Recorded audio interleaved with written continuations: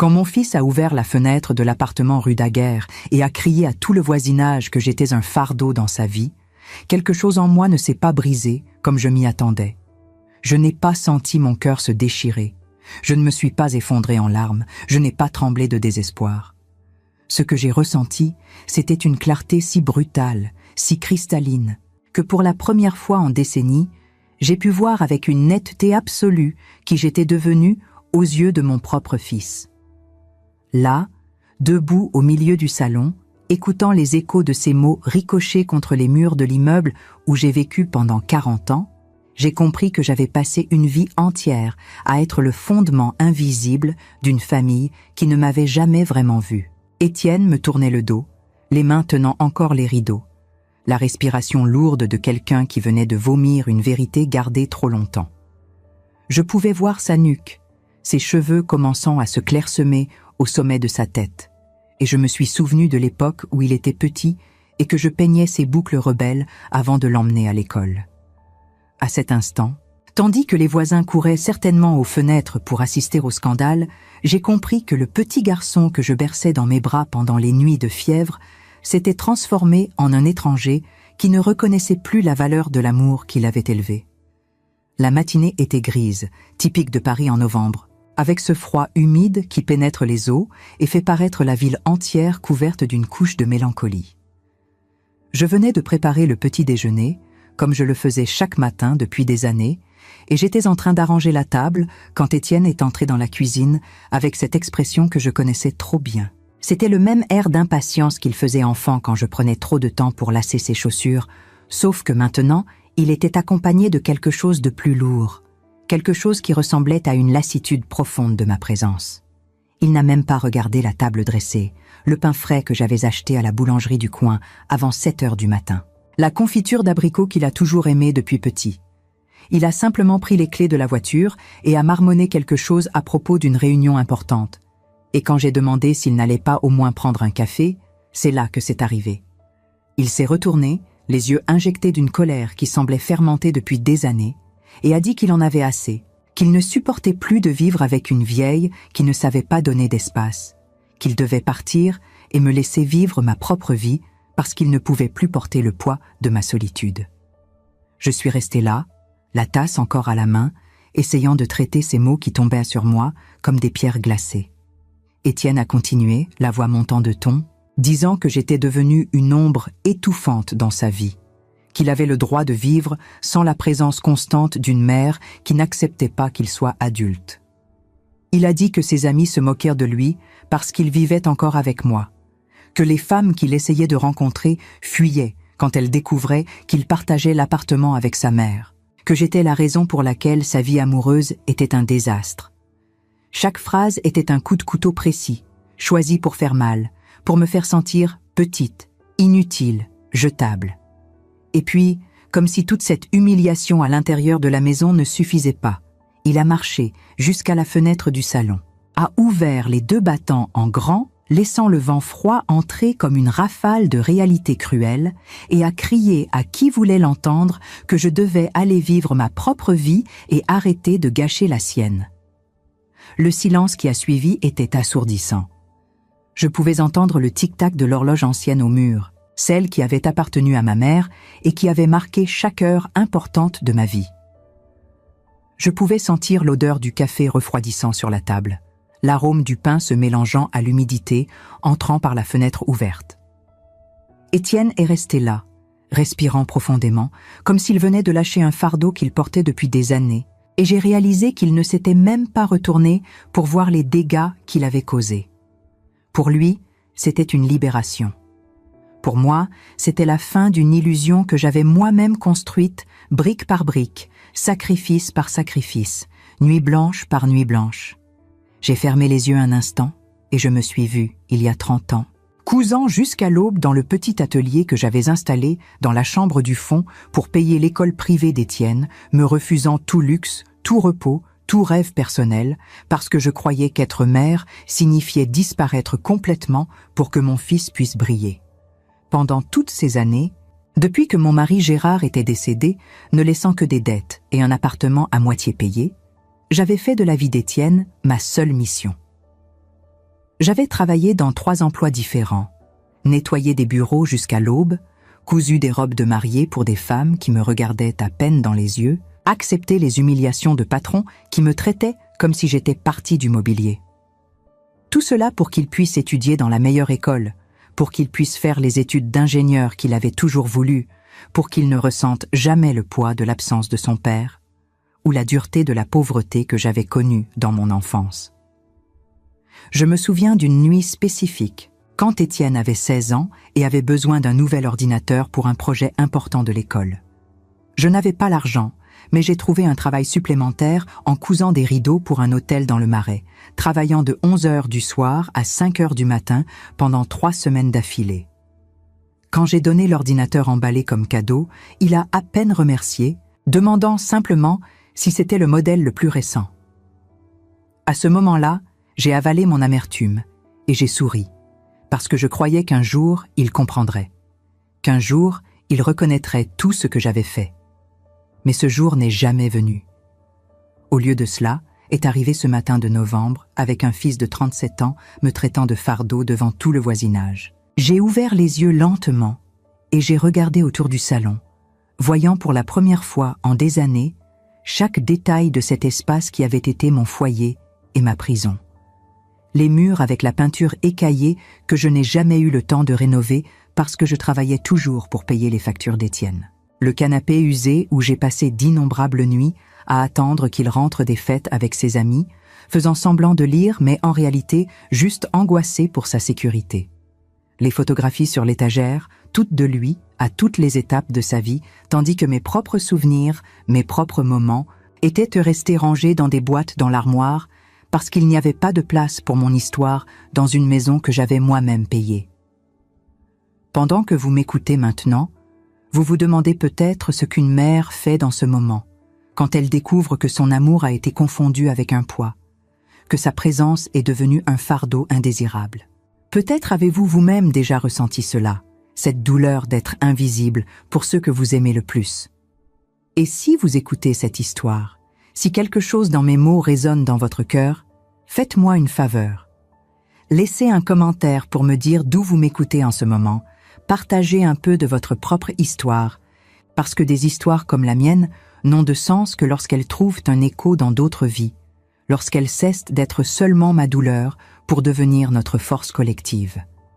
Et si vous voulez continuer avec moi dans ce voyage, abonnez-vous à la chaîne, parce que ce qui s'est passé après ce cri a changé non seulement ma vie, mais la façon dont je vois le sens de la dignité, de l'amour-propre et du recommencement. Après qu'Étienne soit parti en claquant la porte, laissant la fenêtre ouverte et l'appartement glacé, je suis restée là immobile pendant un temps indéterminé.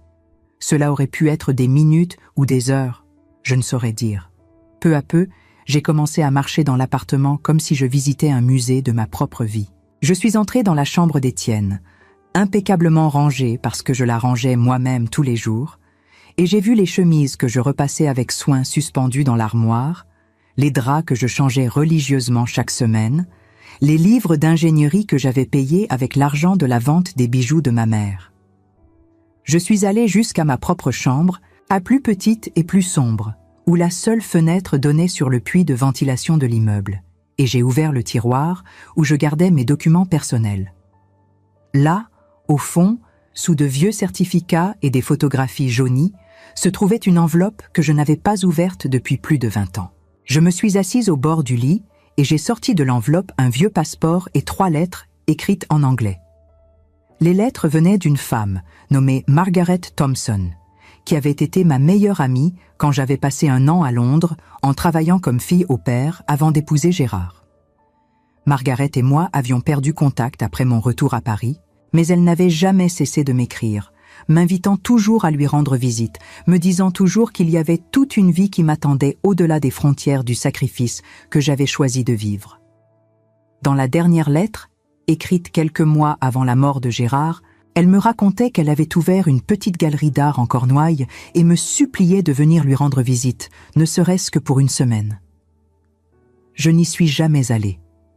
J'ai remis la lettre dans l'enveloppe et je me suis promis qu'un jour, quand Étienne serait établi, quand il n'aurait plus besoin de moi, je vivrais enfin pour moi-même. Mais ce jour n'est jamais venu. Parce qu'il y avait toujours quelque chose de plus important. Il y avait toujours une facture à payer. Il y avait toujours un besoin d'Étienne qui passait avant les miens. Et maintenant, assise sur ce lit étroit, avec ces mots résonnant encore dans ma tête, j'ai compris que j'avais gaspillé des décennies à attendre une permission que personne ne me donnerait jamais. Je me suis levée lentement, j'ai marché jusqu'au secrétaire où j'avais l'habitude de faire la comptabilité domestique et j'ai pris une feuille de papier et un stylo. Pendant quelques minutes, j'ai simplement regardé la page blanche, sentant pour la première fois depuis très longtemps une sorte de pouvoir revenir dans mes mains. J'ai commencé à écrire, et les mots ont coulé avec une clarté surprenante, comme s'ils attendaient des années d'être libérés. Quand j'ai terminé la lettre, je l'ai pliée avec soin et je l'ai mise dans une enveloppe blanche. Je n'ai pas écrit le nom d'Étienne à l'extérieur. Je l'ai simplement laissé sur la table de la cuisine, à côté de la tasse de café qu'il n'avait jamais prise. Puis, avec un calme que je ne savais pas posséder, j'ai commencé à préparer une petite valise. Je n'ai pas pris beaucoup de choses, juste l'essentiel, quelques vêtements, des documents, le vieux passeport qui était miraculeusement encore valable pour quelques mois, et ces 3 lettres de Margaret. J'ai enfilé mon manteau le plus chaud, le bleu marine que j'avais acheté en solde il y a 5 ans et que je n'avais presque jamais porté parce que je le trouvais toujours trop élégant pour ma vie simple. Et je suis sortie de l'appartement sans regarder en arrière. Dans l'escalier, j'ai croisé Madame Dubois, la voisine du 3e étage, qui avait certainement entendu les cris d'Étienne. Elle m'a regardée avec cette expression de pitié mêlée de curiosité morbide, s'attendant à ce que je dise quelque chose, que je me justifie, que j'explique l'humiliation publique que j'avais subie. Mais j'ai simplement souri, un petit sourire mais sincère, et je lui ai souhaité une bonne journée. L'expression de confusion sur son visage était presque comique. Je suis sortie de l'immeuble et j'ai marché dans les rues du 14e arrondissement comme si je les voyais pour la première fois. Paris se réveillait pour un jour ordinaire de plus, les boulangeries exhalant l'odeur de pain frais, les cafés commençant à installer les chaises sur les trottoirs, les gens courant vers le métro avec leur vie pressée. J'ai marché lentement, respirant profondément l'air froid du matin, et j'ai réalisé que je n'avais pas de destination spécifique, juste la certitude que je ne reviendrais pas dans cet appartement de sitôt. Je suis entré dans un petit café près de la station Denfert-Rochereau et j'ai commandé un café au lait et un croissant. Je me suis assise près de la fenêtre et je suis restée à observer les gens passer, chacun portant ses drames invisibles, ses douleurs secrètes, ses espoirs gardés. J'ai sorti mon téléphone de mon sac et, après avoir hésité quelques secondes, j'ai tapé un message pour Margaret. Cela faisait 22 ans depuis notre dernière communication, mais j'avais gardé le numéro qui figurait dans la dernière lettre. J'ai écrit simplement « Margaret, as-tu toujours cette chambre d'amis disponible? J'ai besoin d'un temps loin de Paris. Est-ce que ce peut être maintenant ?» J'ai appuyé sur « Envoyer » avant que la peur ne me fasse renoncer, et je suis restée à fixer l'écran du téléphone comme s'il était un portail vers une vie différente. La réponse est venue plus vite que je ne l'espérais.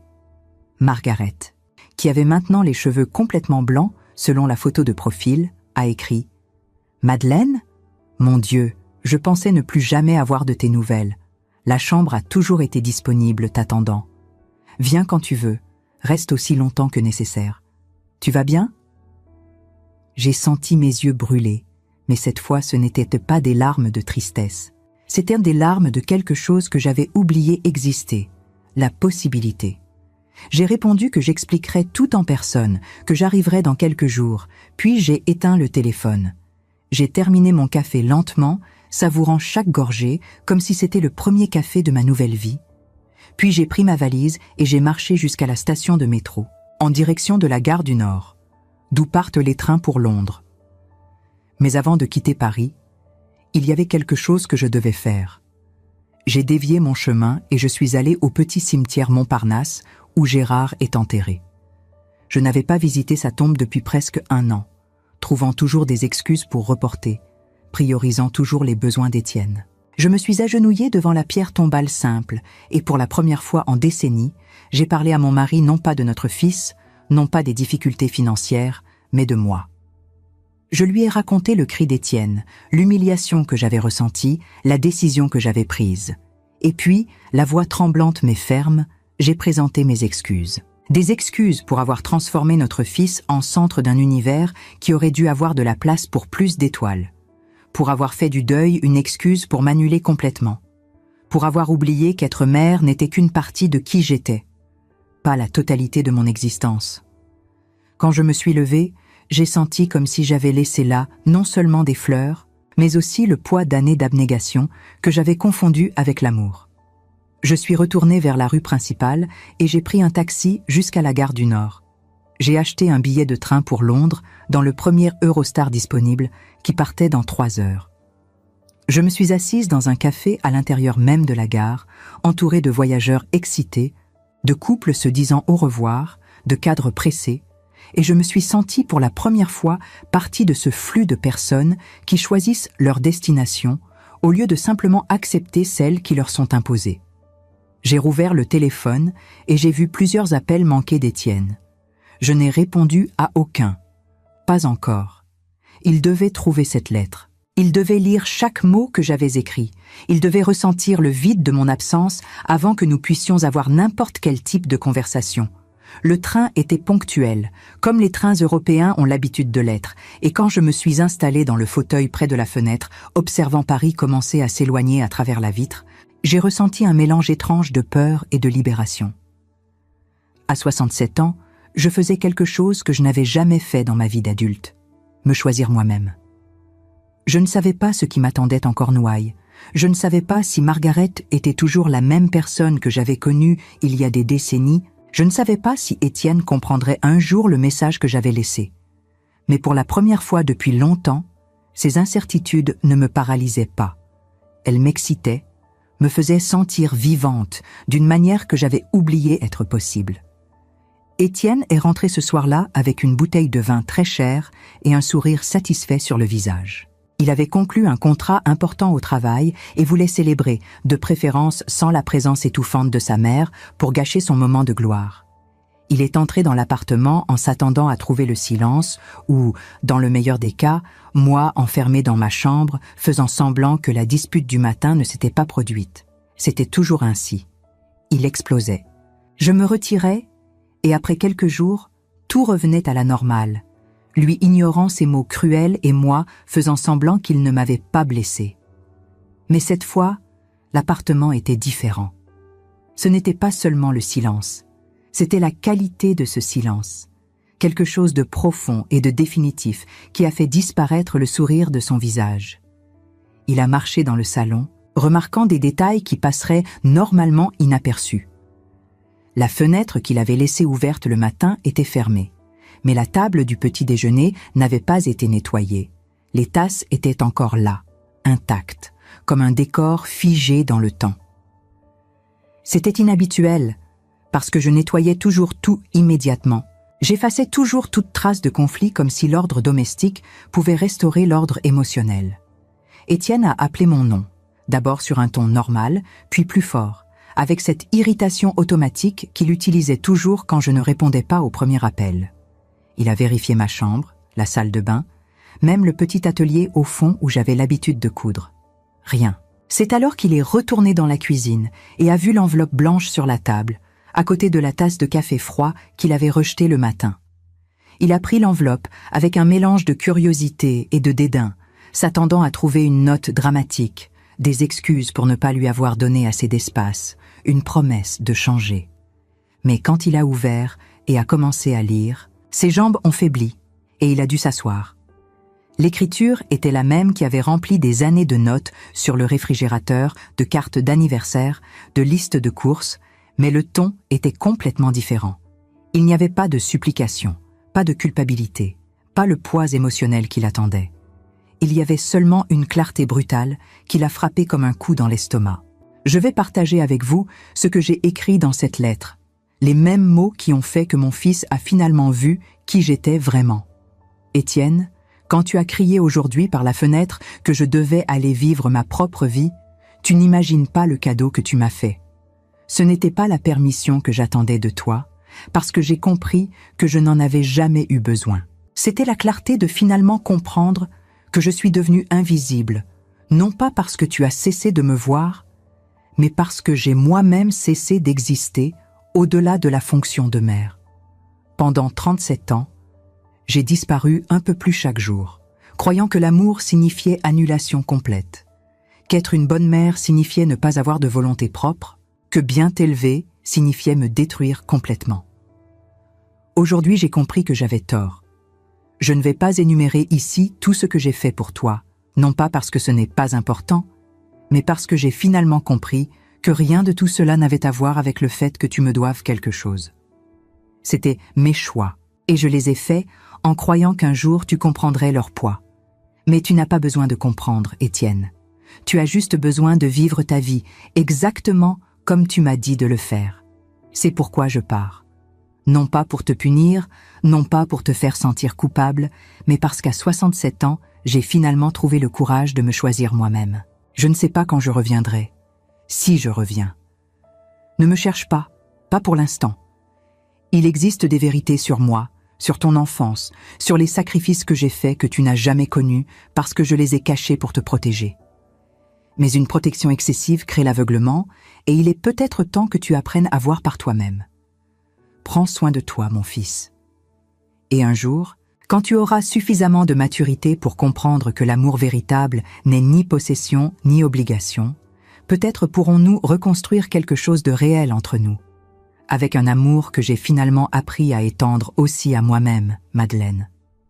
Étienne a lu la lettre 3 fois de suite, chaque lecture apportant une couche différente de compréhension et d'inconfort. À la première lecture, il a ressenti de la colère, interprétant mes mots comme une manipulation émotionnelle, comme un coup bas d'une mère dramatique essayant de le faire se sentir coupable. À la deuxième lecture, la colère a laissé place à la confusion, parce qu'il n'y avait pas dans mes mots le ton de victime qu'il attendait. Il n'y avait pas cette supplication voilée pour de l'attention qu'il avait appris à ignorer. À la troisième lecture, quelque chose a commencé à se fissurer en lui. Une perception inconfortable que peut-être, juste peut-être, il ne connaissait pas vraiment la femme qu'il avait élevée. Il a froissé la lettre avec colère, l'a jetée sur la table, puis, quelques secondes plus tard, l'a lissée soigneusement comme s'il pouvait défaire le geste agressif. Il a passé ses doigts sur les mots écrits à la main et pour la première fois depuis des années, il a vraiment prêté attention à la calligraphie. C'étaient des lettres fermes, élégantes même, si différentes de la femme courbée et toujours fatiguée qu'il voyait tous les jours. Quand était-ce la dernière fois qu'il m'avait vraiment regardé? Quand était-ce la dernière fois qu'il avait demandé comment j'allais, non pas comme une formalité automatique, mais comme un intérêt sincère?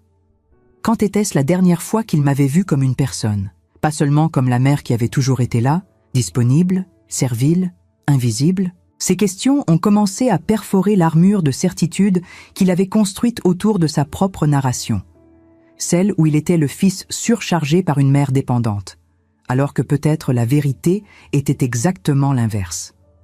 Étienne a pris son téléphone et a essayé de m'appeler, mais les appels allaient directement sur la messagerie vocale.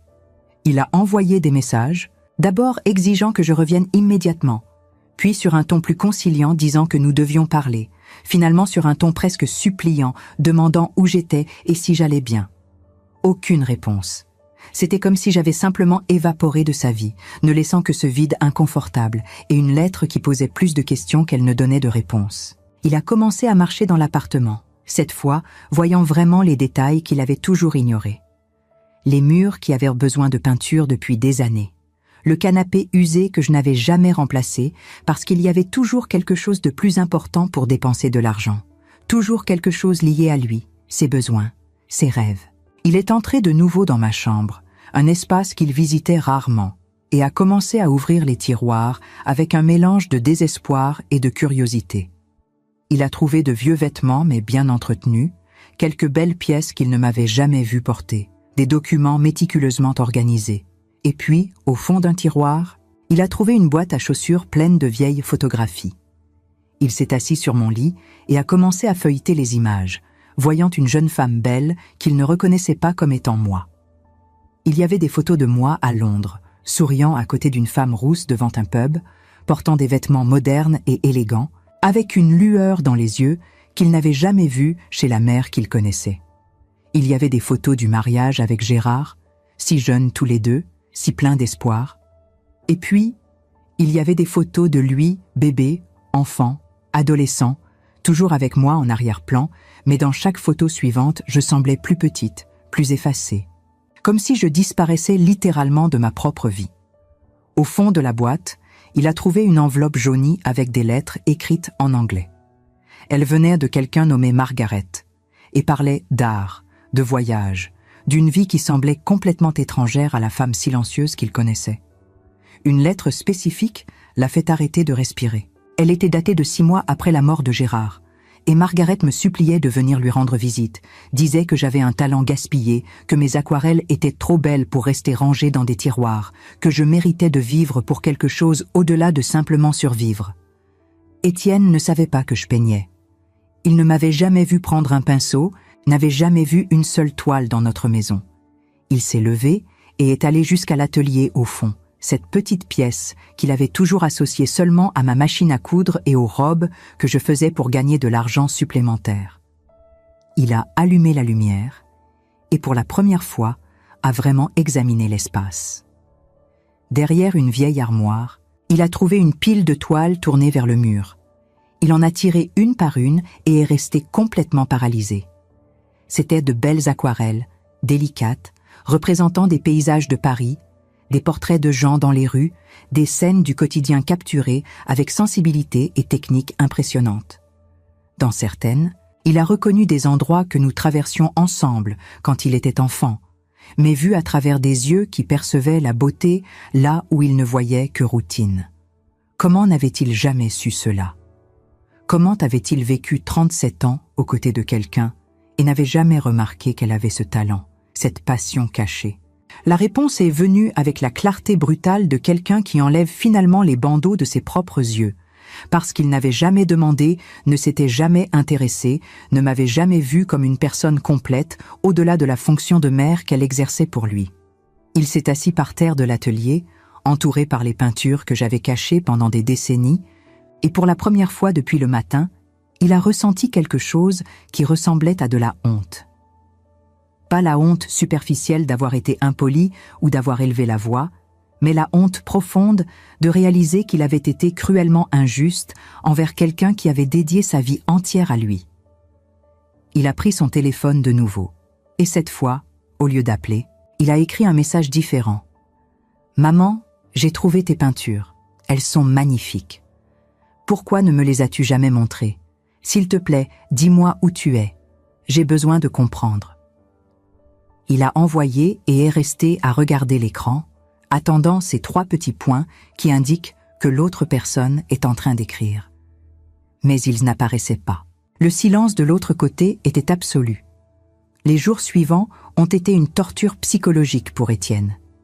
Il continuait d'aller au travail, d'accomplir ses obligations, mais revenait chaque soir dans cet appartement vide qui ressemblait maintenant à un mausolée d'opportunités perdues. Il a commencé à prêter attention à des choses qu'il avait toujours ignorées. Le réfrigérateur plein de nourriture que je préparais en pensant à ses goûts, ses vêtements toujours lavés et repassés apparaissant magiquement dans l'armoire, la maison toujours propre et organisée sans qu'il ait besoin de lever le petit doigt.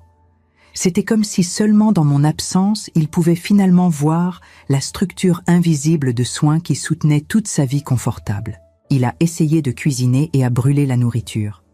Il a essayé de laver des vêtements et a rétréci 3 chemises chères. Il a essayé de maintenir la maison en ordre et en 2 jours, l'appartement ressemblait à un champ de bataille. Madame Dubois, la voisine du 3e étage, a sonné à la porte 3 jours après mon départ. Quand Étienne a ouvert la porte, elle avait une expression de curiosité mal dissimulée. « Votre mère a voyagé ?» a-t-elle demandé, utilisant ce ton qui rendait clair qu'elle pêchait des informations, n'offrant pas de condoléances. Étienne, fatigué et mal dormi, a répondu de façon vague que j'étais sorti pour quelques jours. « Comme c'est intéressant », a dit Madame Dubois avec un sourire fin, « parce que je l'ai vue partir avec une valise, ayant l'air plus légère et heureuse que je ne l'ai vue depuis des années. Elle m'a même souri dans l'escalier. Ça ne ressemblait pas à un voyage de quelques jours, si vous voulez mon avis. » Étienne a fermé la porte sans répondre, mais les mots de la voisine sont restés en écho. J'avais l'air heureuse, j'avais l'air légère, Quand était-ce la dernière fois que quelqu'un le décrirait ainsi? Une semaine après mon départ, Étienne a trouvé quelque chose qui changerait complètement sa compréhension de qui j'étais.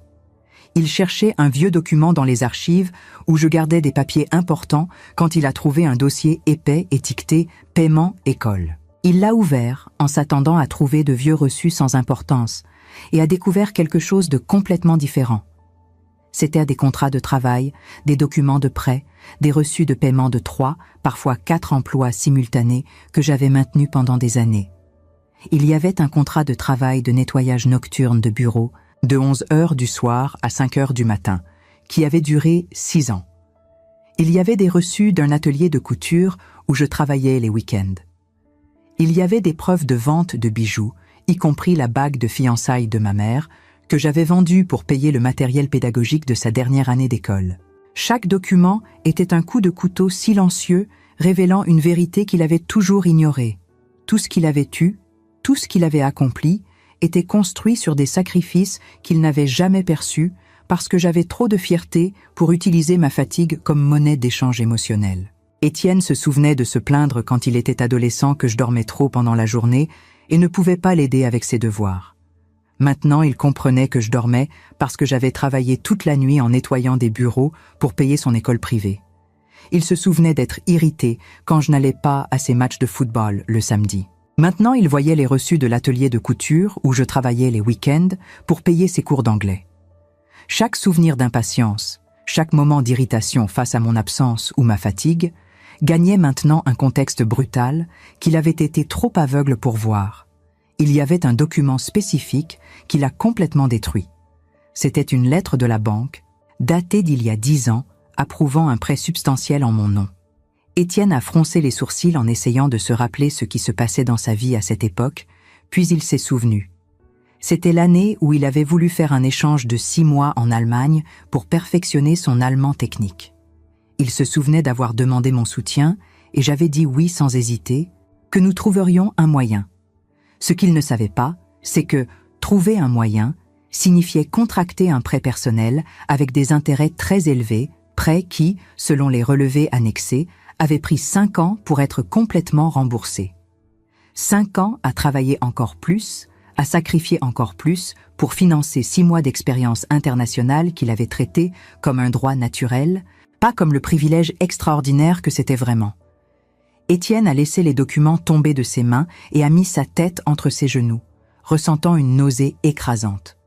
Ce n'était pas seulement de la culpabilité qu'il ressentait, mais une sorte de terreur existentielle de découvrir que toute sa vie avait été construite sur des fondations qu'il ne s'était jamais donné la peine d'examiner. Il s'était toujours vu comme autosuffisant, comme quelqu'un qui avait accompli ses réalisations par son propre mérite, et maintenant, il découvrait que chaque marche qu'il avait montée avait été construite avec des pierres du sacrifice invisible d'une femme qu'il avait réduite à vieille et fardeau devant tout le voisinage. Comment vivrait-il avec ça? Comment continuerait-il en sachant que son succès avait ce prix humain qu'il n'avait jamais reconnu? Cette nuit-là, Étienne a fait quelque chose qu'il n'avait pas fait depuis l'enfance. Il a pleuré. Il a pleuré pour la mère qu'il n'avait jamais vraiment connue, pour l'artiste qui n'avait jamais pu s'épanouir parce qu'elle était trop occupée à garantir qu'il puisse poursuivre ses propres rêves, pour la femme forte qu'il avait confondue avec la faiblesse simplement parce qu'elle choisissait de ne pas transformer sa souffrance en arme. Il a pleuré pour le temps perdu, pour les conversations qu'il n'avait jamais eues, pour les questions qu'il n'avait jamais posées. Et il a pleuré aussi pour lui-même, pour l'homme qu'il était devenu, si absorbé par ses propres besoins qu'il avait transformé l'amour inconditionnel en servitude invisible, et avait ensuite eu l'audace de se plaindre quand cette servitude était devenue étouffante. Il a essayé de m'appeler de nouveau, mais mon téléphone était toujours éteint ou hors zone. Il a écrit une lettre, l'a déchirée, en a écrit une autre, l'a déchirée de nouveau. Comment s'excuser pour toute une vie d'aveuglement? Comment exprimer par des mots le poids de la conscience qui s'était finalement réveillée trop tard? Il a décidé que les mots écrits ne seraient pas suffisants, qu'il devait me voir en personne, regarder dans mes yeux et finalement, véritablement, me voir comme une personne complète, pas seulement comme mère. Mais pour cela, il devait me trouver. Et je n'avais laissé aucun indice à part cette lettre énigmatique qui parlait de vérités non révélées et d'une vie qu'il n'avait jamais connue. C'est alors qu'Étienne s'est souvenu des lettres de Margaret.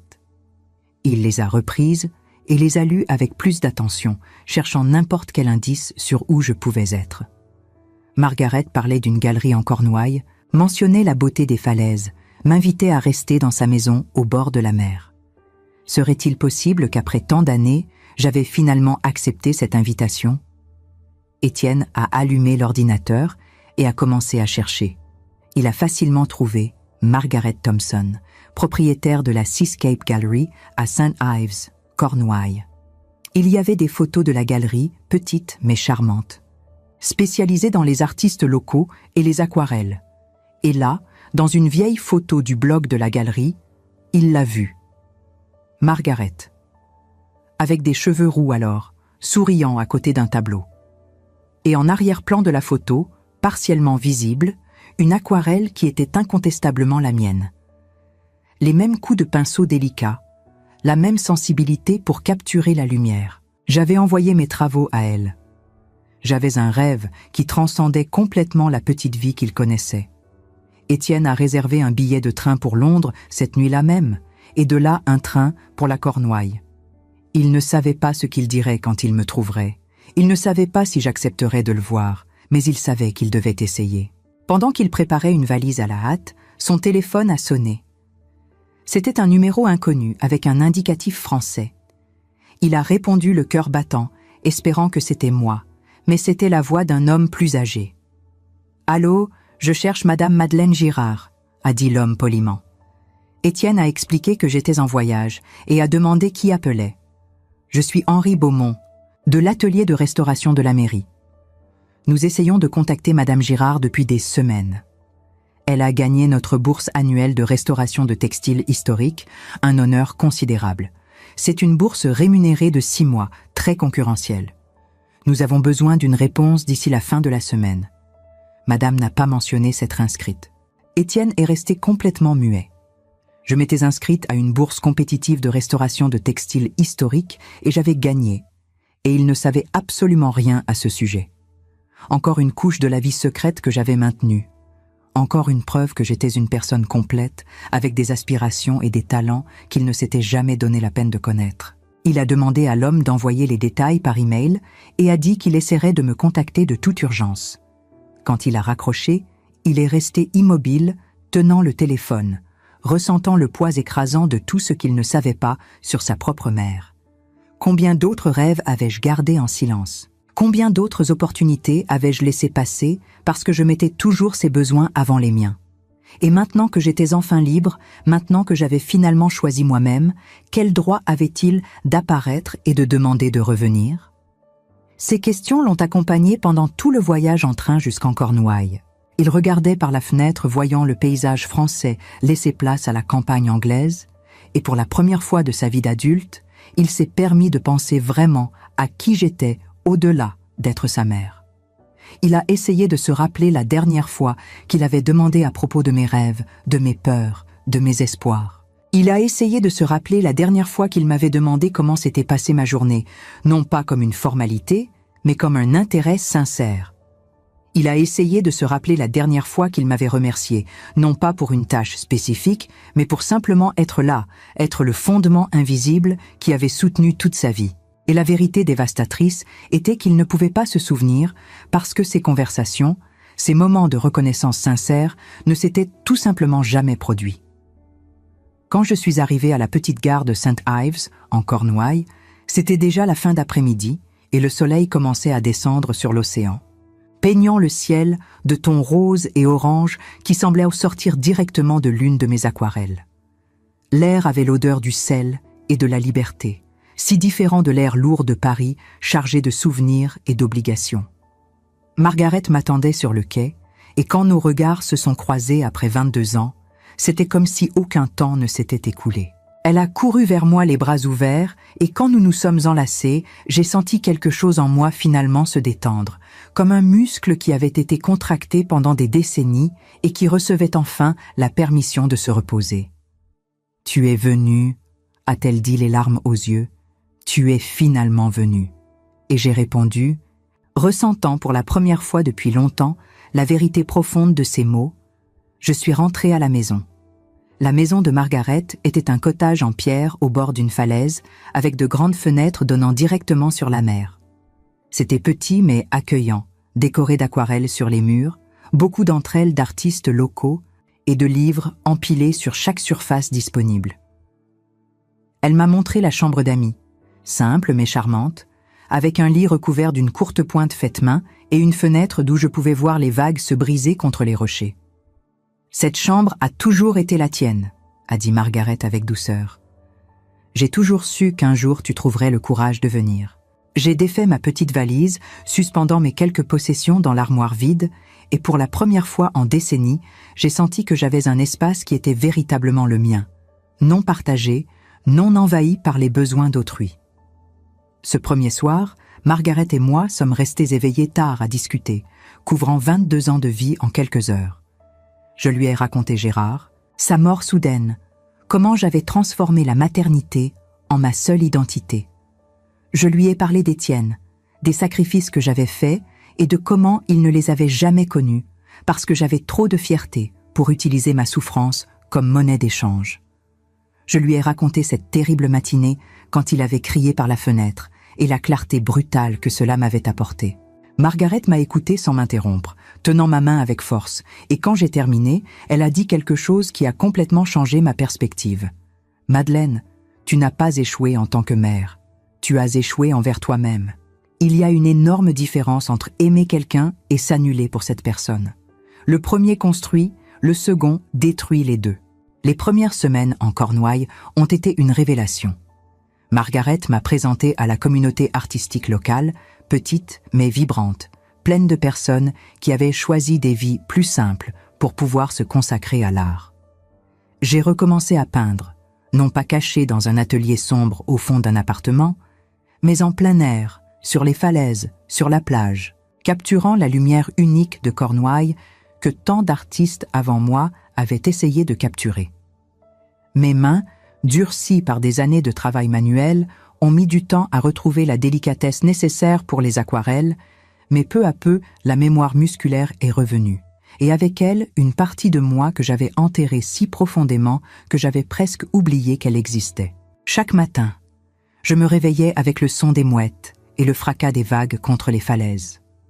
C'était un réveil si différent de celui que j'avais connu pendant des décennies à Paris, où je me levais avant l'aube pour préparer le petit déjeuner d'Étienne, pour m'assurer que tout était prêt avant qu'il ne commence sa journée.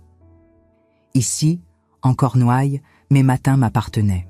Je prenais mon café lentement, assise près de la fenêtre, regardant la mer changer de couleur avec la lumière du matin.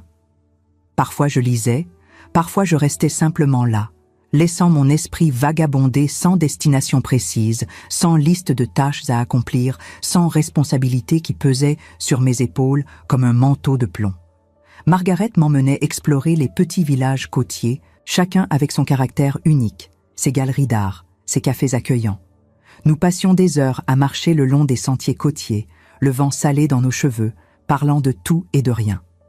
Elle me racontait comment elle avait ouvert sa galerie après un divorce difficile, comment l'art l'avait sauvée quand elle se sentait perdue.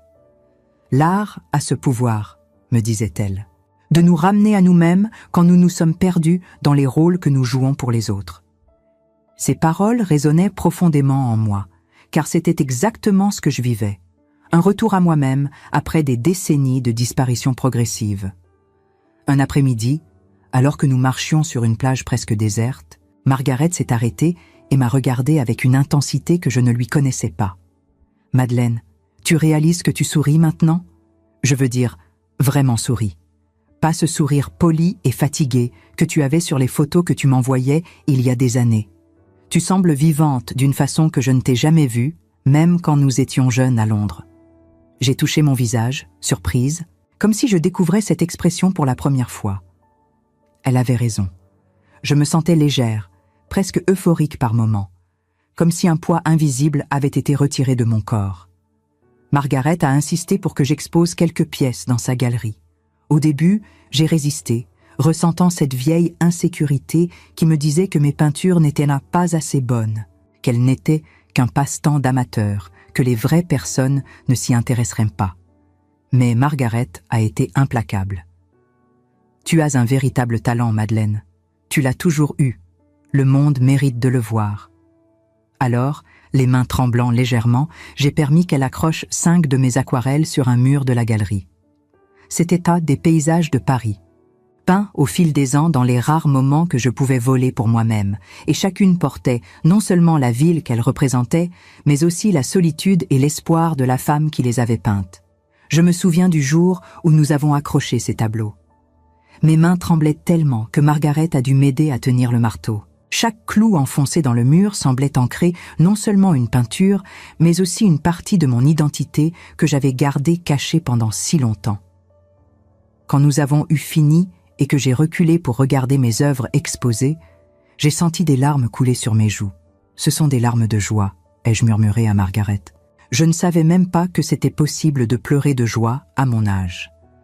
Elle m'a serré dans ses bras et a murmuré « Ce n'est que le début, ma chère. Ce n'est que le début. » La première personne qui a acheté l'une de mes peintures était une dame anglaise d'environ 70 ans qui est entrée dans la galerie un après-midi pluvieux.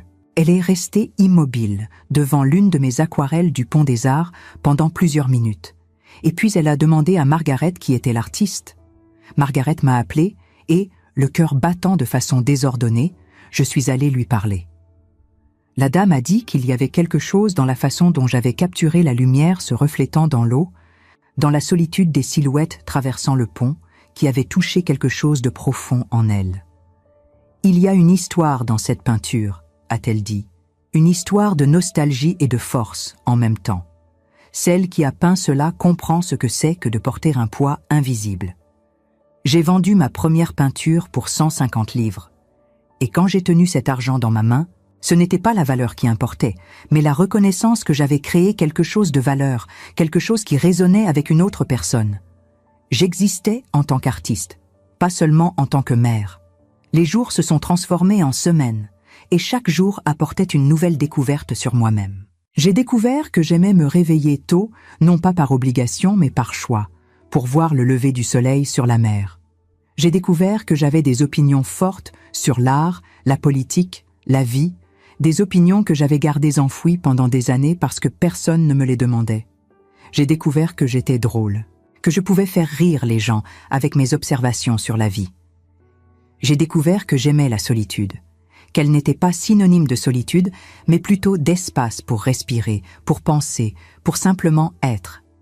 Margaret organisait des dîners hebdomadaires où elle invitait d'autres artistes locaux. Et au début, je restais silencieuse, écoutant leurs conversations animées sur la technique, l'inspiration, les défis de créer.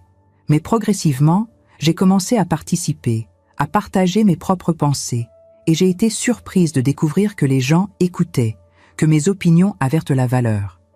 Un soir, un sculpteur nommé Thomas m'a dit « Madeleine, tu as une façon de voir les choses qui est unique. Tu devrais écrire sur l'art, pas seulement le créer. » Cette idée avait planté une graine dans mon esprit, une graine qui germerait plus tard.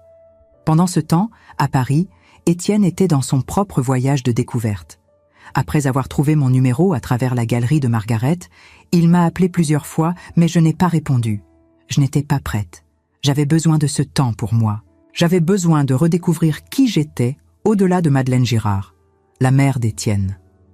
Il a laissé des messages, d'abord exigeant des explications, puis demandant pardon, finalement juste suppliant que je le laisse me parler. Je les écoutais tous, chaque mot percé par un regret qui semblait finalement sincère, mais je ne répondais toujours pas. Margaret m'a conseillé. Ne reviens pas avant d'être prête. Ne reviens pas par culpabilité ou par pitié. Reviens seulement si et quand tu le veux, et selon tes propres termes. Un matin, environ 6 semaines après mon arrivée, j'étais assise sur les falaises, mon chevalet devant moi, essayant de capturer le moment exact où les vagues se brisent contre les rochers en bas. C'était un défi technique qui me fascinait, la façon dont l'eau se transforme en écume blanche, l'énergie pure du mouvement capturé dans un instant immobile. J'étais si concentrée que je n'ai pas entendu Margaret approcher. « Tu as un visiteur » a-t-elle dit doucement, et quelque chose dans son ton m'a fait lever les yeux immédiatement. Étienne ? ai-je demandé, et mon cœur s'est mis à battre plus vite malgré moi. Elle a hoché la tête. Il est à la maison, il a l'air désemparé, Madeleine, complètement perdu. J'ai rangé mes pinceaux lentement, prenant mon temps pour nettoyer chaque outil avec un soin méticuleux, retardant le moment inévitable. Une partie de moi voulait le voir, voulait entendre ce qu'il avait à dire, mais une autre partie avait peur que sa présence brise la paix fragile que j'avais construite ici. Margaret a dû voir la guerre intérieure sur mon visage parce qu'elle a posé sa main sur mon épaule et a dit « Tu n'as pas à lui parler si tu ne veux pas. Tu n'as pas à te justifier. Mais s'il y a une part de toi qui veut entendre ce qu'il a à dire, fais-le pour toi, pas pour lui. » 3 semaines après mon arrivée en Cornouailles, Étienne est apparu sans prévenir. Margaret a ouvert la porte et a trouvé un homme débraillé, aux yeux rouges, visiblement épuisé. « Vous devez être Étienne, » a-t-elle dit sans chaleur. « Ma mère est-elle ici ?» a-t-il demandé, la voix chargée de désespoir.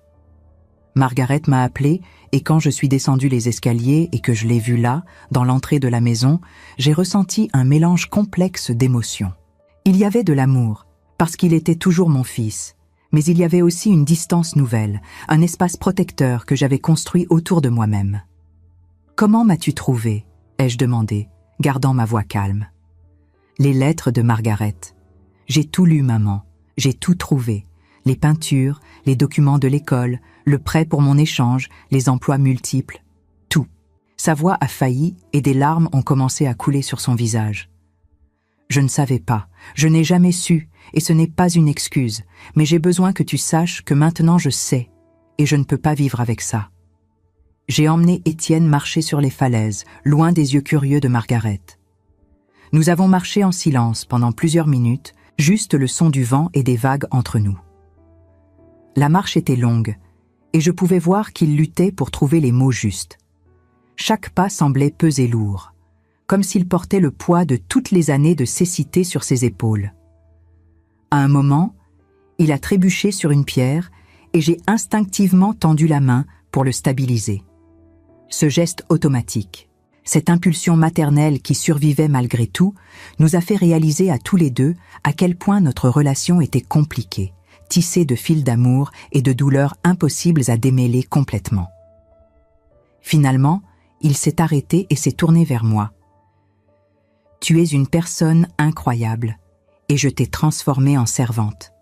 Tu avais des rêves, des talents, toute une vie de possibilités, et je t'ai réduite à juste ma mère, et même ça je ne l'ai pas valorisé.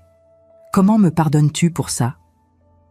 J'ai regardé mon fils, l'enfant que j'avais élevé, maintenant un homme adulte se réveillant finalement aux conséquences de son aveuglement, et j'ai senti mon cœur se briser et se guérir en même temps.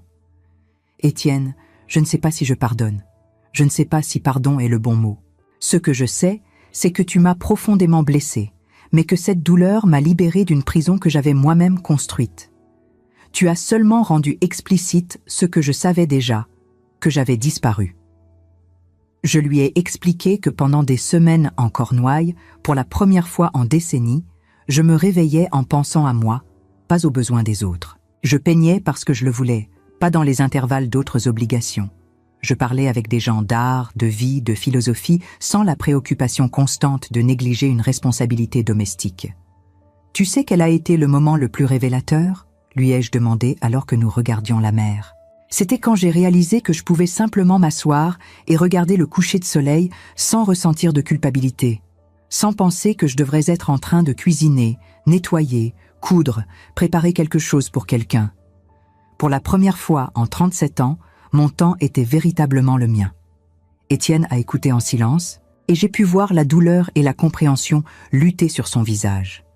Nous avons continué à marcher, et j'ai commencé à lui parler de ma vie ici, des petites joies que j'avais découvertes. Je lui ai parlé de ma première vente, du sentiment de validation que cela m'avait apporté. Je lui ai parlé des nouvelles amitiés que j'avais formées, des conversations profondes que j'avais avec des gens qui me voyaient comme Madeleine l'artiste, pas seulement Madeleine la mère. Je lui ai parlé de la façon dont je me réveillais chaque matin avec un sentiment d'anticipation, me demandant ce que la journée apporterait, au lieu de me réveiller avec un sentiment de lourde obligation. « Il y a encore une chose que tu dois savoir », ai-je dit alors, décidant qu'il était temps de révéler le secret que j'avais gardé pendant toutes ces années. Quand ton père est mort et que nous ne sommes restés que tous les deux, j'ai reçu une proposition. Une ancienne professeure d'art de Londres m'a offert un poste d'enseignante assistante dans une école de beaux-arts, avec un salaire décent et un logement inclus. C'était tout ce dont je rêvais. Une chance de recommencer, de t'élever dans un environnement où je pourrais être artiste et mère en même temps. Mais tu n'avais que 7 ans et tu étais dévastée par la mort de ton père. J'ai décidé que te déplacer de pays, t'arracher de tout ce qui était familier, serait trop cruel. Alors j'ai refusé. Je ne te l'ai jamais dit parce que je ne voulais pas que tu grandisses en portant ce poids. Mais maintenant, je réalise qu'en te protégeant de cette vérité, je t'ai privé de comprendre le prix réel des choix que j'ai faits. Étienne est devenu pâle. Tu as refusé tes rêves pour moi ? Sa voix était presque un murmure. Ce n'était pas aussi simple que ça, ai-je répondu. J'ai choisi de te prioriser, oui, mais c'était mon choix. L'erreur n'était pas de faire ça pour toi, Étienne. L'erreur était de continuer à le faire pendant des décennies, même après que tu n'en avais plus besoin, même après que c'est devenu préjudiciable pour nous deux. L'erreur était de transformer le sacrifice en identité, de faire de ma disparition une forme d'amour, alors que l'amour véritable aurait dû aussi inclure l'amour de soi. Nous avons marché encore un peu en silence, et puis Étienne a demandé, la voix brisée, « Que dois-je faire maintenant ? Comment compense-t-on toute une vie d'aveuglement égoïste ?» J'ai arrêté et j'ai tenu ses épaules, le forçant à me regarder dans les yeux. « Tu ne compenses pas, tu apprends. Tu apprends que les personnes autour de toi sont complexes, ont des profondeurs que tu ne connaîtras jamais à moins de demander. Tu apprends que l'amour n'est pas une question de possession ou de commodité, mais de vraiment voir l'autre. Tu apprends que ta mère n'est qu'une des fonctions que j'exerce, pas la totalité de qui je suis. Et puis, Étienne, tu prends ces leçons et tu deviens un homme meilleur, non pas pour moi, mais pour toi-même et pour toutes les personnes qui croiseront ton chemin à partir de maintenant. » Il a hoché la tête lentement, essuyant les larmes de son visage. « Vas-tu revenir à Paris ?» a-t-il demandé, et il y avait tant de peur dans la question que mon cœur s'est serré. « Éventuellement, ai-je répondu, mais pas maintenant. Maintenant, j'ai besoin d'être ici. J'ai besoin d'explorer qui je suis quand je ne suis pas ta mère. Tu comprends ? » « Je comprends, » a-t-il dit. Et pour la première fois, j'ai entendu une maturité sincère dans sa voix. « Et la bourse de la mairie ? Henri Beaumont te cherche depuis des semaines. » Je l'ai regardé surprise. « Comment sais-tu ça ?» Il a expliqué l'appel et j'ai senti une vague d'émotion me traverser. La bourse de restauration de textiles historiques était quelque chose pour lequel je m'étais inscrite presque comme un acte de rébellion silencieuse, ne m'attendant jamais vraiment à gagner, ne planifiant jamais vraiment d'accepter si je gagnais. Mais maintenant, ici, étant qui je devenais, tout était possible. Je vais les appeler, ai-je dit, mais si j'accepte, ce sera pour moi, pas pour te prouver quoi que ce soit. Étienne a souri, un sourire triste mais sincère. Je ne mérite pas une mère comme toi. Il ne s'agit pas de mériter, ai-je répondu. Il ne s'est jamais agi de ça. Étienne est resté en Cornouailles pendant 2 jours. Margaret, avec sa générosité caractéristique, a offert le canapé pour qu'il y reste. Pendant ce temps, nous avons parlé plus honnêtement que nous ne l'avions fait en des années. Il m'a posé des questions sur ma vie, sur mes rêves, sur qui j'étais avant de devenir mère. Je lui ai montré mes peintures, non pas avec la timidité d'avant, mais avec une fierté sincère. Je l'ai emmené à la galerie de Margaret et il a vu mes aquarelles exposées, a vu l'espace vide où l'une avait été vendue. J'ai pu voir la fierté et la tristesse rivaliser sur son visage. Fierté pour mon talent, tristesse de ne m'avoir jamais donné l'espace pour l'exercer. Durant ces 2 jours, j'ai aussi observé Étienne découvrir un monde qu'il ne connaissait pas. Il a rencontré Margaret et ses amis artistes, a participé à nos dîners où nous discutions d'art, de créativité, de la façon dont l'art peut guérir les blessures que la vie inflige. Je l'ai vu écouter avec une attention nouvelle, comme s'il essayait de comprendre comment sa mère s'intégrait dans ce monde qu'il n'avait jamais imaginé pour elle. Un soir, après que tout le monde soit parti, il m'a dit « Je ne savais pas que tu pouvais être cette personne. Cette femme qui rit, qui débat, qui a des opinions passionnées sur l'art. J'ai vécu avec toi toute ma vie et je ne savais pas. La dernière nuit avant son départ, nous nous sommes assis ensemble sur la terrasse de Margaret, regardant les étoiles qui semblaient plus brillantes ici qu'à Paris, sans la pollution lumineuse de la ville. Étienne m'a donné une enveloppe. C'est l'acte de propriété de l'appartement, a-t-il expliqué. Il est à ton nom maintenant, comme il aurait toujours dû l'être. Et il y a autre chose. À l'intérieur, il y avait aussi un chèque substantiel. J'ai calculé approximativement combien tu as dépensé pour moi au fil des ans. École, université, échange, toutes les petites et grandes choses. Ça ne couvre même pas un dixième de ce que ça vaut vraiment, mais c'est un début. J'ai regardé le chèque et j'ai senti des larmes brûler mes yeux. Étienne, je n'ai pas fait ça pour de l'argent. Je sais, a-t-il répondu rapidement. Mais tu l'as fait au lieu de tant d'autres choses que tu aurais pu faire pour toi-même. Cet argent n'est pas un paiement pour ce que tu as fait. C'est une tentative de te redonner les possibilités que tu as sacrifiées. Utilise-le pour voyager, pour peindre, pour vivre. Utilise-le pour être celle que tu aurais dû être tout ce temps. J'ai accepté l'enveloppe, non pas parce que j'avais besoin de compensation financière, mais parce que j'ai reconnu le geste pour ce qu'il était.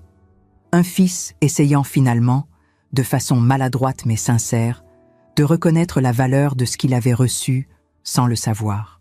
Le lendemain matin, j'ai accompagné Étienne à la même gare où Margaret m'avait accueilli des semaines auparavant. Avant de monter dans le train, il m'a serré fort dans ses bras et a murmuré « Merci de m'avoir donné la vie, 2 fois.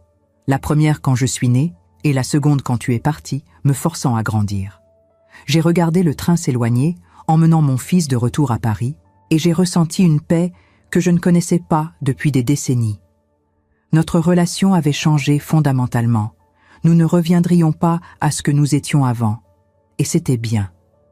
Nous avions la chance de construire quelque chose de nouveau. Quelque chose basé sur le respect mutuel et la reconnaissance sincère, non pas sur l'obligation unilatérale déguisée en amour. J'ai appelé Henri Beaumont cet après-midi-là et j'ai accepté la bourse de restauration. Ce serait 6 mois à travailler avec des textiles historiques, à apprendre des techniques anciennes, à utiliser mes compétences de couture d'une façon complètement nouvelle. J'ai négocié pour commencer 3 mois plus tard, me donnant le temps de continuer en Cornouailles, de peindre, de vivre, d'être. Margaret était radieuse en entendant la nouvelle. « Tu t'épanouis », a-t-elle dit, comme une fleur qui a passé trop d'hiver dans l'obscurité et qui a finalement trouvé le soleil.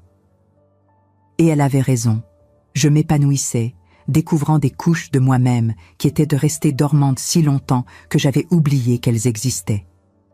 6 mois après ce novembre froid à Paris, je suis revenue. Je ne suis pas revenue vaincue.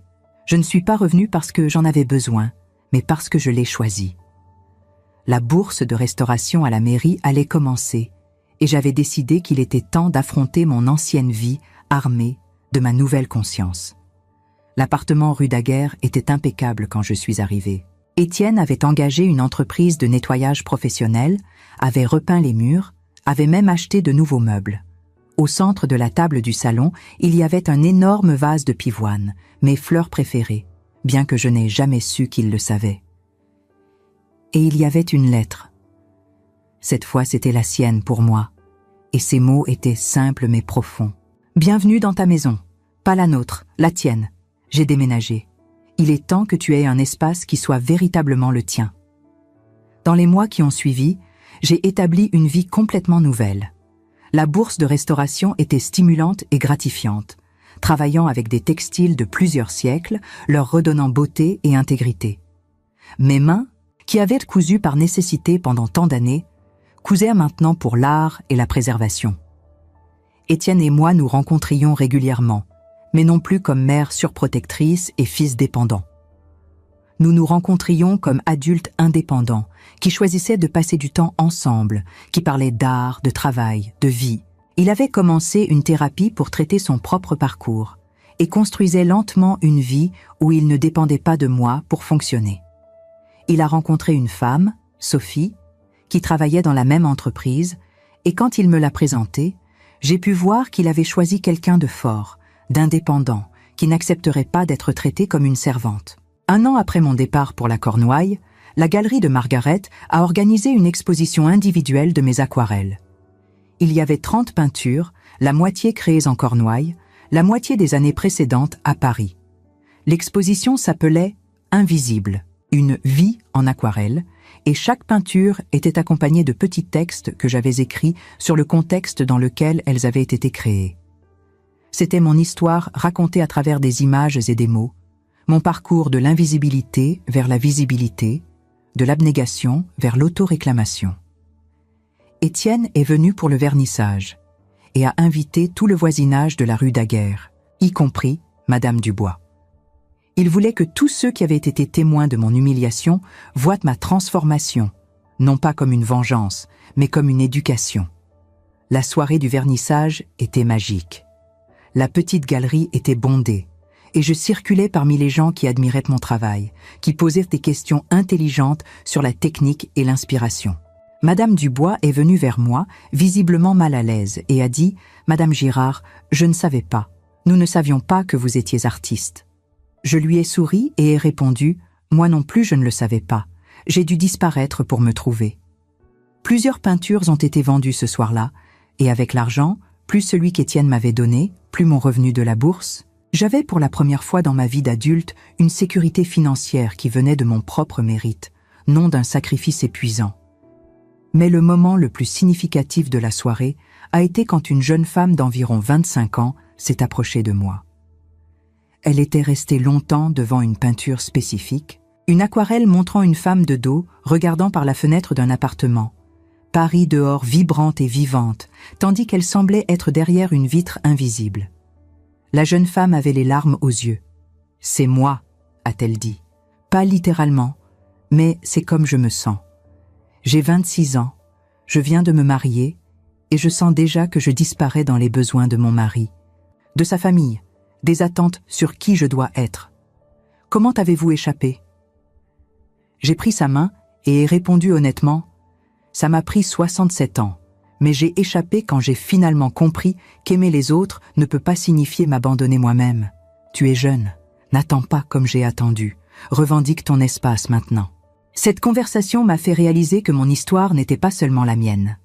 C'était l'histoire d'innombrables femmes qui se perdent dans les fonctions qu'elles exercent, qui confondent sacrifice et amour, qui disparaissent morceau par morceau jusqu'à ne plus reconnaître leur propre reflet. J'ai décidé d'écrire un livre, non pas une autobiographie traditionnelle, mais une collection de réflexions sur la maternité, le sacrifice, la redécouverte et la dignité. Je travaillais dessus le matin, avant le travail à la mairie, et les mots coulaient avec une facilité surprenante. J'avais une histoire à raconter, et maintenant, j'avais la voix pour la raconter. Étienne et Sophie se sont mariés 2 ans après mon départ pour la Cornouaille. Le mariage était petit et intime, et Étienne m'a demandé de faire un discours. Je me suis tenue devant les invités, et j'ai parlé non pas de lui comme mon fils, mais du parcours que nous avions tous les deux accompli. Il existe des moments dans la vie, ai-je dit, où la plus grande expression d'amour n'est pas d'être présent, mais de s'absenter. Quand j'ai quitté Paris il y a 2 ans, je suis partie non par colère mais par nécessité. La nécessité de me rappeler que j'étais plus qu'une mère, plus qu'une soignante, plus qu'un sacrifice silencieux. Et en faisant cela, j'ai donné à mon fils le cadeau le plus important que je pouvais donner, l'opportunité de grandir vraiment, de comprendre que les personnes autour de nous sont complexes, profondes, méritant curiosité et respect. Sophie, tu épouses un homme qui a appris de la façon la plus douloureuse possible la valeur de vraiment voir qui est à ses côtés. Prends soin de ce cœur qui a appris à voir. Étienne, continue de grandir, continue de questionner, continue de devenir un homme meilleur. Et tous les deux, souvenez-vous, l'amour véritable laisse toujours de l'espace pour que les 2 personnes s'épanouissent. Il y a eu un silence ému quand j'ai terminé, puis des applaudissements. Étienne m'a enlacé les larmes aux yeux et a murmuré « Merci de n'avoir pas renoncé à moi, même quand je méritais que tu renonces. » Je n'ai jamais renoncé, ai-je répondu. Je me suis simplement refusé à continuer de disparaître. Il y a une différence. À ce moment, regardant autour de la célébration, voyant mon fils heureux et véritablement mature, voyant Margaret qui avait voyagé de Cornouailles pour être présente, voyant mes peintures qu'Étienne avait encadrées et accrochées dans sa nouvelle maison, j'ai ressenti une complétude que je n'avais jamais imaginé possible. Le livre que j'ai écrit a été publié 1 an plus tard. Il s'appelait « Le mot ». Quand partir a été la plus grande expression d'amour et racontait mon histoire, mais incluait aussi des réflexions sur les schémas d'abnégation féminine, sur comment des sociétés entières dépendent du travail invisible des femmes, sur la différence entre prendre soin et s'annuler. Il n'est pas devenu un best-seller, mais il a trouvé son public, des femmes de différents âges qui ont reconnu leurs propres histoires dans mes mots. J'ai reçu des centaines de lettres de lectrices, certaines jeunes découvrant qu'elles pouvaient établir des limites saines avant de disparaître complètement, d'autres plus âgées comme moi, trouvant le courage de revendiquer des morceaux d'elles-mêmes qu'elles avaient abandonnés des décennies auparavant. Une lettre en particulier m'a profondément touchée. Elle venait d'une femme de 72 ans qui a écrit « J'ai lu votre livre et j'ai pleuré pendant 3 jours. Non pas parce que c'était triste, mais parce que finalement, quelqu'un avait mis en mots toute la vie que j'ai vécue sans la questionner. Mes enfants sont grands, mon mari est décédé il y a 5 ans, et j'ai vécu dans les limbes, attendant que quelqu'un me dise quoi faire, comment être utile. Votre livre m'a donné la permission de simplement être. À 72 ans, je m'inscris à des cours de céramique, quelque chose que j'ai toujours voulu faire, mais n'ai jamais eu le temps. Merci de m'avoir montré qu'il n'est jamais trop tard pour commencer à exister pour soi-même. Cette lettre m'a fait réaliser que ma souffrance, mon parcours, ma transformation avaient de la valeur au-delà de ma propre vie. Ils pouvaient éclairer des chemins pour d'autres femmes. Aujourd'hui, 5 ans après ce novembre froid quand mon fils a crié par la fenêtre que je devais aller vivre ma propre vie, je peux dire honnêtement que j'ai fait exactement cela. Je partage mon temps entre Paris et la Cornouaille, travaillant à la mairie 3 jours par semaine et peignant les autres. Mes aquarelles sont maintenant dans des collections privées à travers toute l'Europe et je me prépare pour une 2e exposition individuelle. Étienne et Sophie m'ont donné un petit-fils, le petit Gabriel, et quand je m'occupe de lui, je le fais avec l'amour d'une grand-mère, mais aussi avec des limites saines. Je ne suis pas sa gardienne principale, je ne suis pas la solution à tous les problèmes d'emploi du temps. Je suis la grand-mère qui peint avec lui, qui raconte des histoires, qui est présente mais pas invisible. La relation entre Étienne et moi a évolué vers quelque chose que je n'aurais jamais imaginé possible dans ces jours sombres, où je me sentais comme un fardeau dans ma propre maison. Maintenant, nous avons des conversations profondes sur la vie, sur l'art, sur les complexités des relations humaines. Il me demande conseil non pas sur les tâches domestiques, mais sur les dilemmes éthiques au travail, sur comment équilibrer ambition et famille, sur comment élever Gabriel de façon que le garçon grandisse en comprenant que les personnes autour de lui ont des profondeurs qui méritent d'être explorées. Nous avons transformé le trauma en croissance, la distance forcée en proximité choisie, la douleur en sagesse. Parfois, dans des nuits tranquilles, je relis cette lettre que j'ai laissée sur la table il y a 5 ans. Les mots portent encore la douleur de ce moment, mais maintenant, ils portent aussi de la fierté. Fierté d'avoir eu le courage de partir quand partir semblait impossible. Fierté d'avoir revendiqué ma vie quand tout le monde s'attendait à ce que je continue de disparaître silencieusement. Fierté d'avoir transformé l'invisibilité en art, le sacrifice en sagesse, la douleur en libération. Ce mot a changé non seulement ma vie, mais la vie d'Étienne. La vie de toutes les femmes qui ont lu mon histoire et y ont trouvé des reflets de leur propre parcours. Si vous êtes arrivés jusqu'ici avec moi, si vous avez écouté mon histoire complète, sachez qu'elle peut aussi être votre histoire. Vous n'avez pas besoin d'avoir 67 ans. Vous n'avez pas besoin d'attendre jusqu'à ce que le cri devienne inévitable. Vous pouvez commencer maintenant, aujourd'hui, en revendiquant de petits espaces pour vous-même, en vous rappelant qu'aimer les autres commence par s'aimer soi-même, que prendre soin des autres n'est soutenable que lorsque vous prenez aussi soin de vous. Margaret dit toujours que je me suis sauvée seule, mais je ne suis pas d'accord. J'ai été sauvée par une combinaison de douleurs devenues insupportables, de courage que je ne savais pas avoir, et par l'amitié d'une femme qui n'a jamais cessé de croire que j'étais plus que juste mère. J'ai été sauvée par l'art que je portais en moi, attendant d'être libérée. J'ai été sauvée, finalement, en me choisissant moi-même. Le cri d'Étienne ce matin de novembre, « Vieille, va vivre ta vie », a résonné dans tout le voisinage et j'ai obéi. Je suis allée vivre ma vie. Et dans le processus, j'ai donné à lui et à moi-même le plus grand cadeau possible, l'opportunité de devenir des personnes complètes, non pas des moitiés dépendantes l'une de l'autre, non pas des rôles figés dans des dynamiques toxiques, mais des êtres humains complexes capables d'aimer vraiment, parce que nous aimons d'abord nous-mêmes. Le mot que j'ai laissé n'était pas une vengeance, ce n'était pas une punition. C'était une libération, pour nous deux. Et s'il y a une leçon que j'ai apprise dans ces 5 années de recommencement, c'est celle-ci. Il n'est jamais trop tard pour commencer à exister. Ce n'est jamais de l'égoïsme de revendiquer son propre espace. Et l'amour réel, l'amour véritable, grandit toujours mieux quand les deux personnes ont leur propre terre où planter des racines. Alors oui, j'y suis allée. Je suis allée vivre ma vie. Et ce fut la meilleure décision que j'ai jamais prise. Vous savez, en ce moment même, quelque part dans le monde, il y a une femme assise devant sa fenêtre, regardant sa vie passer comme si elle n'en faisait plus partie. Elle prépare le dîner pour des gens qui ne remarquent plus ses mains fatiguées. Elle range des chambres que personne ne la remercie d'avoir nettoyées. Elle s'endort chaque soir en se demandant quand elle a cessé d'être une personne pour devenir simplement une fonction. Cette femme, c'était moi il y a 5 ans. Cette femme, c'est peut-être vous aujourd'hui, ou votre sœur, ou votre meilleure amie qui sourit poliment mais dont les yeux racontent une histoire différente. Ce que je viens de partager avec vous n'est pas qu'une histoire parmi tant d'autres. C'est un cri du cœur qui traverse les générations, les frontières, les cultures.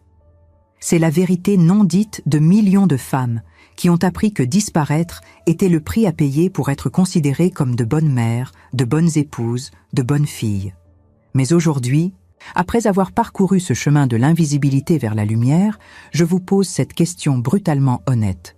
Combien de temps encore allez-vous attendre avant de vous choisir vous-même? Combien d'années supplémentaires allez-vous sacrifier en attendant qu'un jour, magiquement, quelqu'un vous donne la permission d'exister? Alors, voilà ce que je vous demande. Non pas comme une simple formalité, mais comme un acte de courage et de solidarité. Écrivez-moi dans les commentaires. Dites-moi d'où vous m'écoutez en ce moment. De Paris, d'Alger, de Lyon, de Marseille, de Casablanca, de Bruxelles, de n'importe quel coin du monde francophone où mon histoire a trouvé un écho dans votre cœur. Mais surtout, dites-moi ceci. Si vous étiez à ma place ce matin de novembre, auriez-vous eu le courage de partir?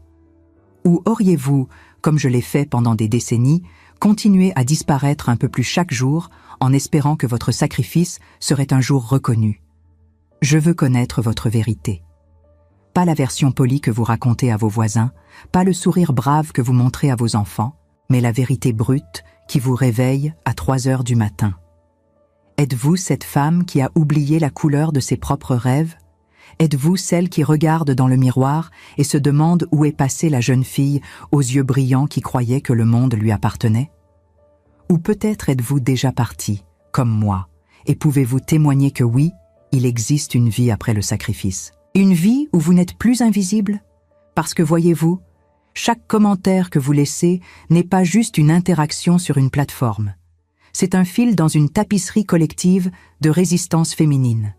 C'est votre façon de dire à toutes les autres femmes qui écoutent en silence, paralysées par la peur et la culpabilité, qu'elles ne sont pas seules, que leur douleur est réelle, que leur désir de vivre pour elles-mêmes n'est pas de l'égoïsme mais de la survie.